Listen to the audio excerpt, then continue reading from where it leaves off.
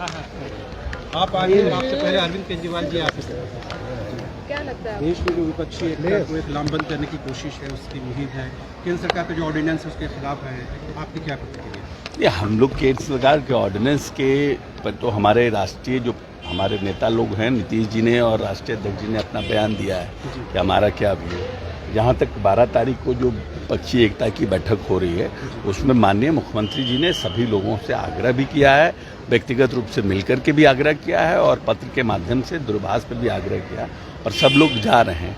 प्रयास सार्थक रूप से प्रयास हो रहा है कि विपक्षी एकता हो। पहली बैठक 12 को होगी। हम समझते हैं कि सभी लोग उसमें मौजूद रहेंगे और एक सार्थक पहल की जा रही है माननीय नेता नीतीश जी के द्वारा और सब लोग उसमें उनका साथ भी दे रहे हैं। और उस बैठक के बाद फिर अगले, क्योंकि 2-3 स्तर की बैठक होगी ना, फिर और अगली बैठक होगी, उसके बाद सब धीरे धीरे निर्णयों पर पहुंचा जाएगा। आप भी आज मुलाकात करेंगे सीएम साहब से?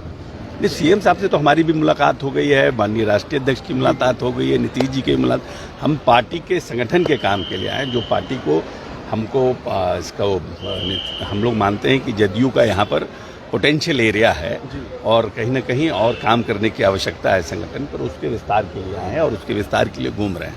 आगामी चुनाव में क्या उम्मीद है आप लोगों को? जदयू को क्या उम्मीद है? अभी तो हम संगठन पे काम कर रहे हैं, संगठन को के विस्तार पर ध्यान दे रहे हैं, नए लोगों को जोड़ना है, संगठन को धारदार बनाना है, उसके लिए काम कर रहे हैं और उसके बाद जब चुनाव आएगा तो उस पर विचार विमर्श करेंगे। बीजेपी का ये आरोप है कि पूरे देश में ईडी सीबीआई की जो कार्रवाई हुई है उससे विपक्षी के बाद डरा हुआ है, उसकी वजह से एक मंच पर आने के लिए विवश हुए हैं, ऐसा बीजेपी के सांसद संजय सेठ ने आरोप लगाया। अब सबके आरोप के ऊपर सबके आरोप पर प्रतिक्रिया देना जरूरी नहीं है ना, कि जो लोग सबको, ये तो खुला मंच है, हर कोई अपनी अपनी बात कहता है। सबके आरोपों पर रिएक्ट करना भी बहुत जरूरी नहीं है और सबके सवालों का जवाब देना भी बहुत जरूरी नहीं। वो अपना काम कर रहे हैं, हम अपना काम कर रहे हैं।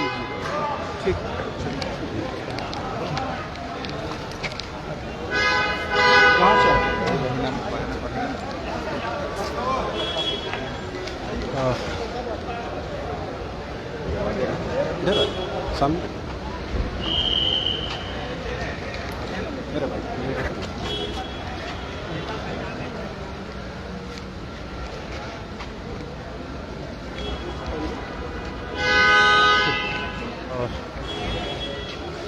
तो आपने सुना किस तरह से जो जदयू के प्रदेश प्रभारी हैं अशोक चौधरी, उन्होंने कहा कि विपक्षी खेमा 2024 से पहले खुद को एकजुट कर रहा है। उसी के तहत 12 जून को पटना में बैठक आयोजित है, उस बैठक में तमाम लोग शामिल होंगे। यहाँ तक बीजेपी के आरोप का सवाल है तो उन्होंने कहा कि हर सवाल का जवाब देना ज़रूरी भी नहीं है और मुनासिब भी नहीं है। आपको बता दें कि जब से प्रदेश प्रभारी अशोक चौधरी बनाए गए हैं उसके बाद से लगातार वो झारखंड का दौरा और राजधानी रांची का दौरा कर रहे हैं। उनका ये दौरा संगठन के लिहाज से महत्वपूर्ण है, क्योंकि पता है कि झारखंड में जदयू की मजबूत उपस्थिति रही है एक ज़माने में, लेकिन वर्तमान में पार्टी गौण की स्थिति में है। लिहाजा 2024 के विधानसभा चुनाव से पहले पार्टी अपने आप को मजबूत करना चाहती है और कहीं न कहीं यूपीए फोल्डर को मजबूती देने की दिशा में पार्टी काम करती हुई नजर आ रही है।